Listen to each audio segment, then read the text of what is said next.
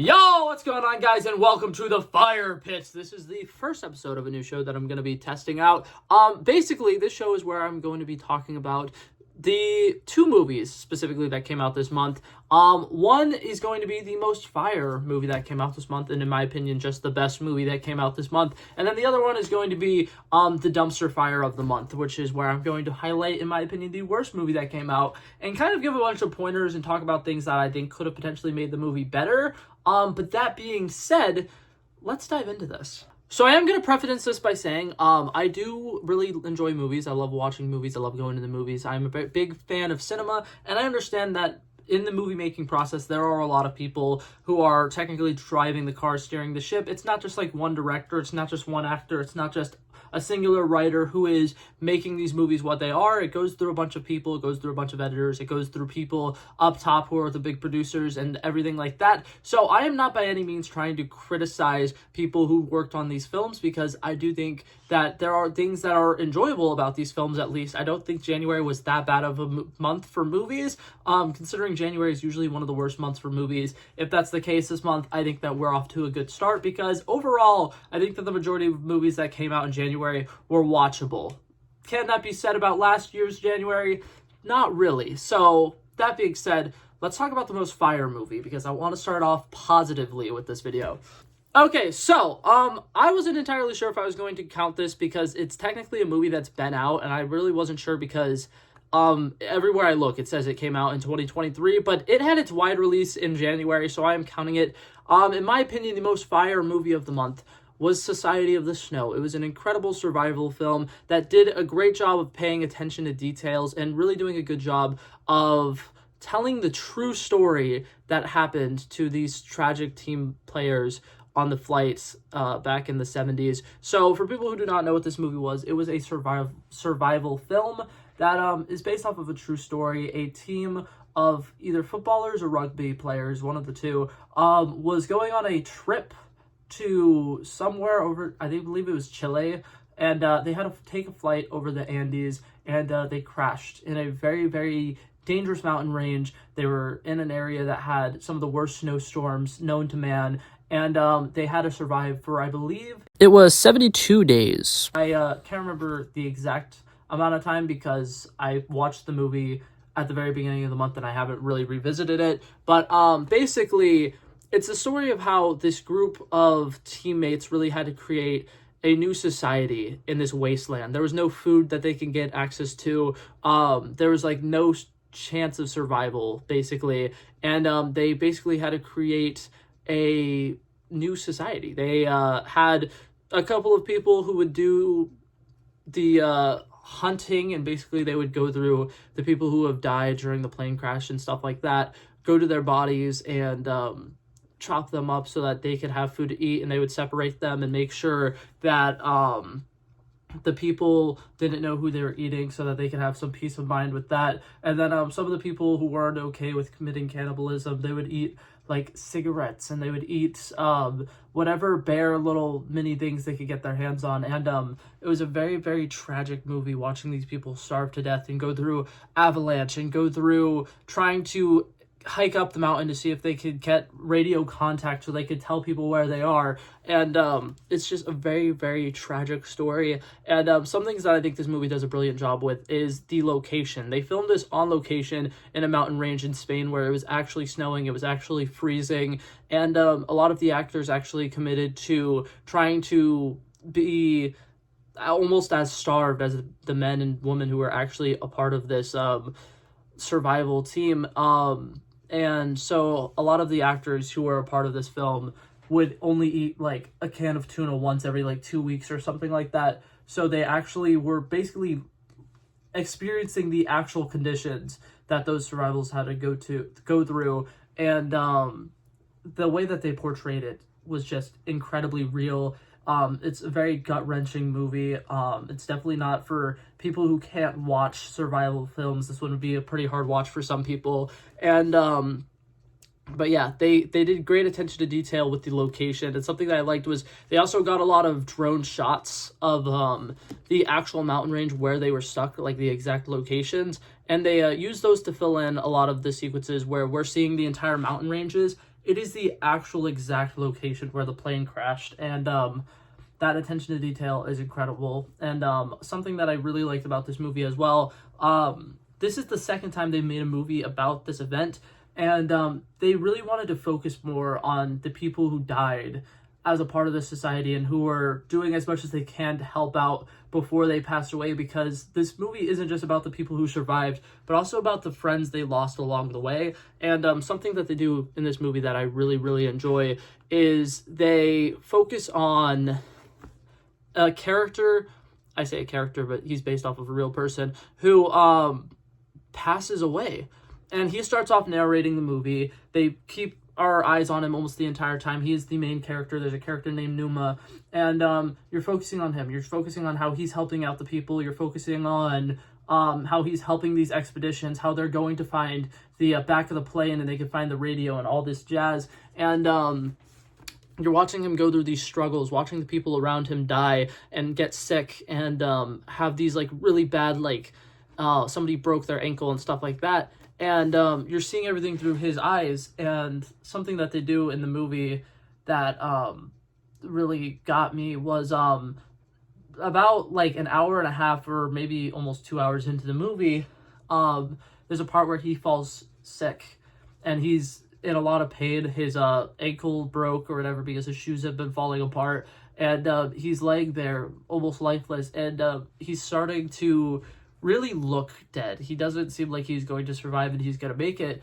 So at this point, as somebody who doesn't know much about the story of what this is based off of, I'm thinking, okay, it's good. They're almost out. They're going to make it out alive. Everything's going to be okay because he's going to survive, because he's the one telling us the story.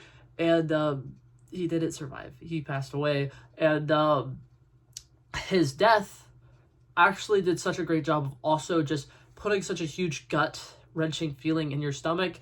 And something that I really like about the direction to put our focus on him was, in a movie, if you are watching the main character and the main character passes away, it does a really good job of shifting the tone to, oh shit, anything can happen. And it makes it 10 times more real. It makes it 10 times more scarier. And it makes it 10 times more impactful. Everything that they do after he passes away, it's like they're doing it in his honor, which is what this movie was trying to show us, was that the people who passed away were also equally as important in their survival, because they couldn't have survived without them, which I really enjoyed. But yeah, this was a great survival film. I absolutely loved it. If you haven't seen it, it is on Netflix. It is a foreign film, so you will have to be reading the captions or whatever, but I definitely think it's worth it. They have some very, very interesting conversations about faith and about cannibalism, and I definitely think it is one of the best movies I've seen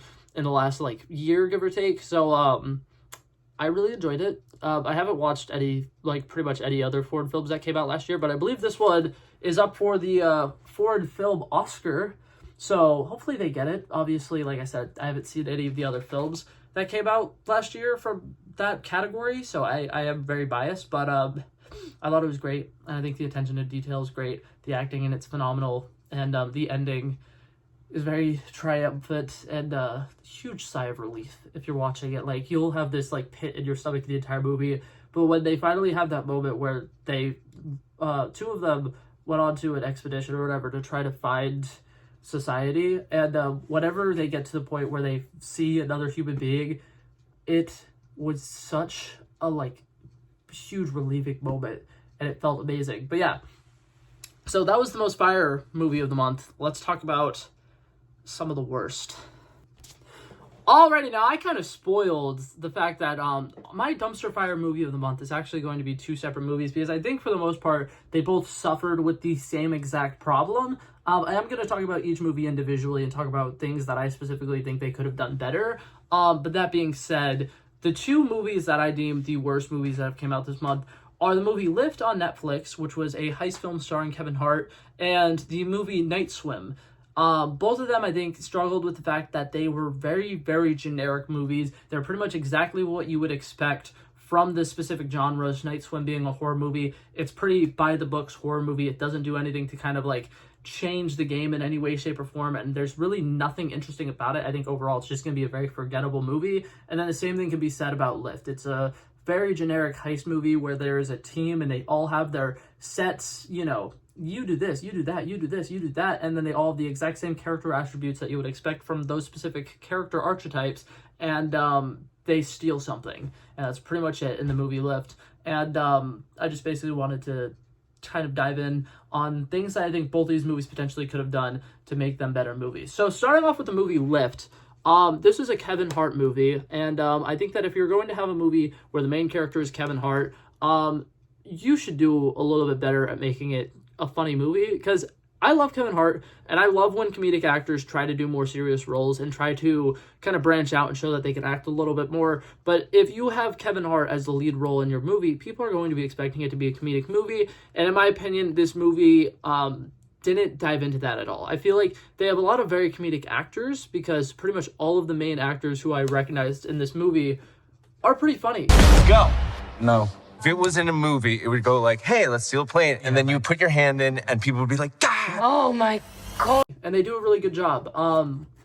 What's it called? I can't remember her name right now, but the FBI agent, she's somebody who could do comedy relatively well. She has pretty good comedic timing. Her and Kevin Hart had like no chemistry at all, and I think that they were supposed to be love interests, and I gotta say, Netflix, work on that, because I swear almost every single time there is a Netflix like rom-com or a Netflix movie where there's supposed to be two people who fall in love, they have zero chemistry, and it drives me insane, because how hard is it to just get two actors and actresses who can work together? It's like they don't even do screen tests when they're working on the compatibility stuff. But anyways, but yeah, she's in this. She has good comedic timing. I feel like she could be used in a comedic way.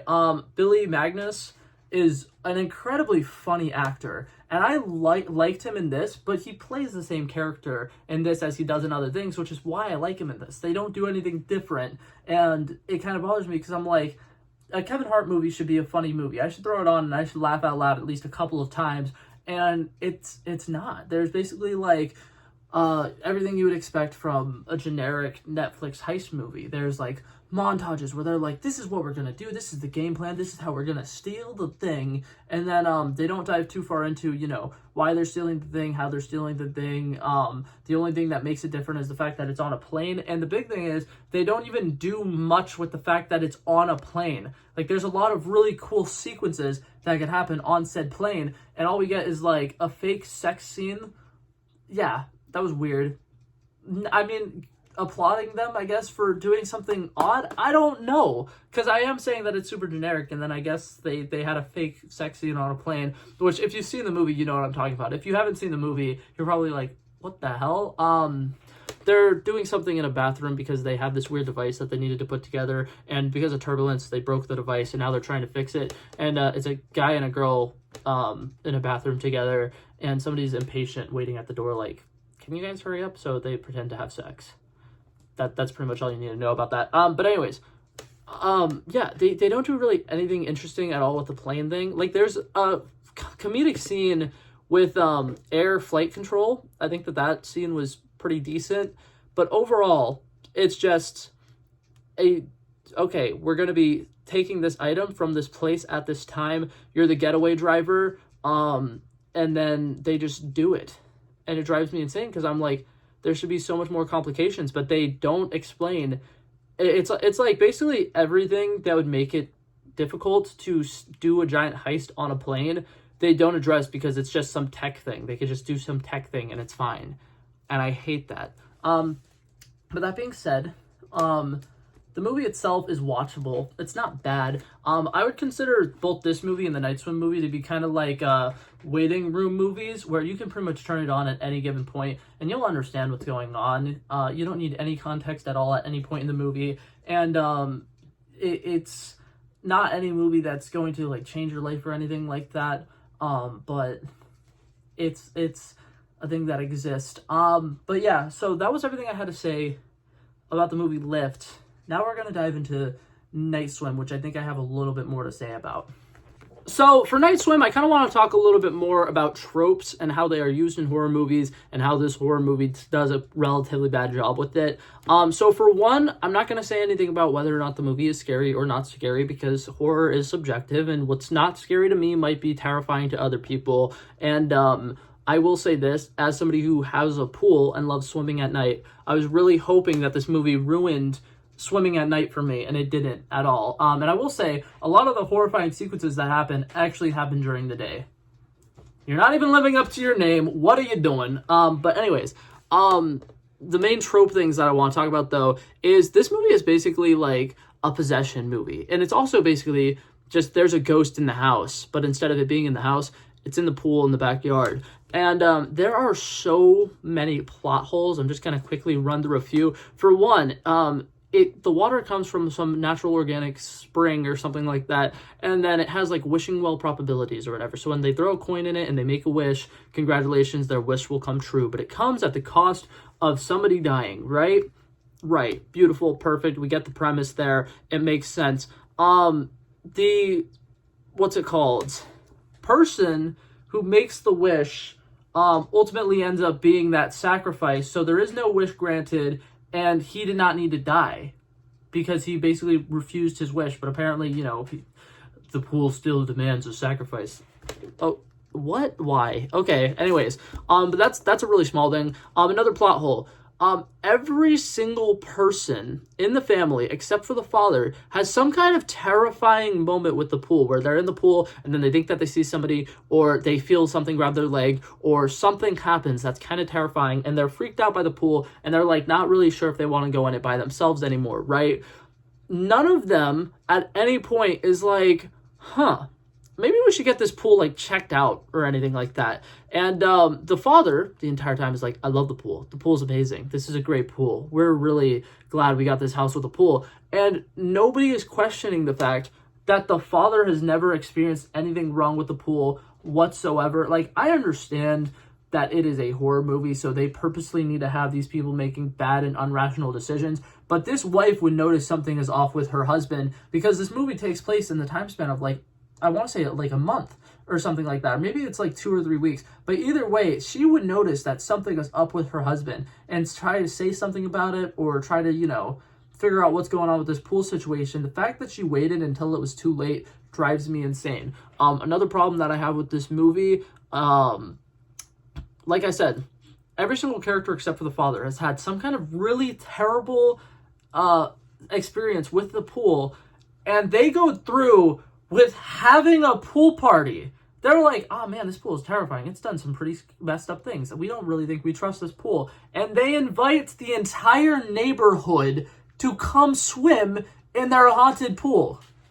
That's just a new low for white people doing dumb shit in horror movies, because something ends up happening. Somebody almost ends up getting arrested because they tried killing somebody in the pool.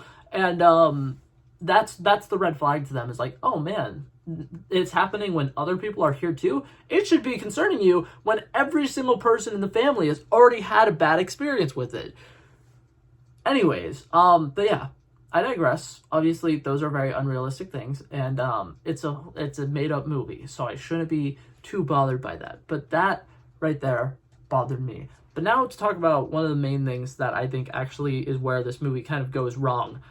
The beginning of the movie does a good job without showing any terrifying creatures, building tension, right? I feel like in a horror movie, if you're trying to create jump scares, you're trying to be scary, what you need to do is slowly build up scenes. There are scenes at the beginning of the movie.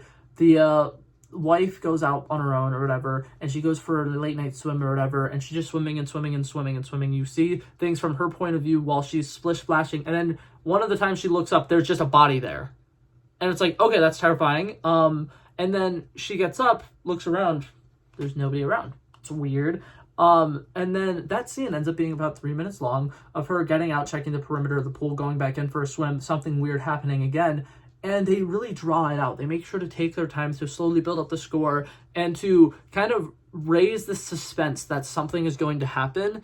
And then when nothing ends up happening, you're like, oh, okay, it's fine. And then the next time somebody goes into the pool, once again, it's a long, drawn-out scene. It's about 4 or 5 minutes long before something happens and somebody gets grabbed. And there's this thing. And then it's the little boy, and he's chasing after something in the pool. I can't remember exactly what it is. And then it goes into the little, like, filter thing. If you have a pool, you know what I'm talking about. And then there's, like, whispers coming from there. Kind of like a Haya Georgie moment from It. And that's like a good slowly building suspense. And then they have the first jump scare. But after that moment, they give up on all the suspense. They give up on trying to create tension. And it's just, this is what our creepy, terrifying little monster dude looks like. That's the horror aspect, the entire rest of the movie. And that's what bothers me, is it starts off doing a really good job with building the tension and building you to these jump scares. And then the entire rest of the movie, every time they try to scare you, it's just the person's in the pool and then now they see the scary dude. And I really hated that. I feel like it could have been a lot better.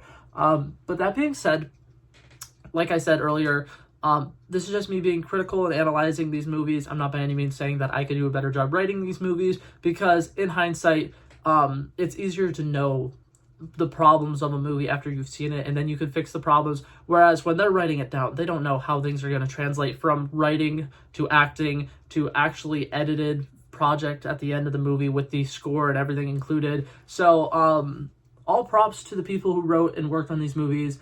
Wyatt Russell and the Night Squint, I think his acting was pretty solid. I was going to try to compliment one of the actors in the Lift movie, but like I said, each of those actors pretty much just played the character who they always would play. So I don't know. But yeah, that being said, I did really enjoy the month of January. It did have some great movies. I loved The Beekeeper. I loved what's it called? The Mean Girls musical. And I will still be ranking all of the movies that came out in January. That's going to be coming out on Thursday after my Watch List Wednesday video. So you can stay tuned for that. But that's it for this video, guys. Thank you guys so much for watching this video. If you liked it, feel free to like and subscribe. And I will hopefully see you guys in the next one. Peace out. Bow. Bow, bow. Back at it again, but that's a relevant flow. So smooth, they calling me Mr. Elegant. Like an elephant, I got a long nose. Like a president, I've got a few hoes. Swift with a stutter, I'm smooth like butter. Don't see it coming when I slip undercover. Like a big dog, but I don't bite. I'm still a big broad, I'd win that fight. Come match you and I knock out your lights.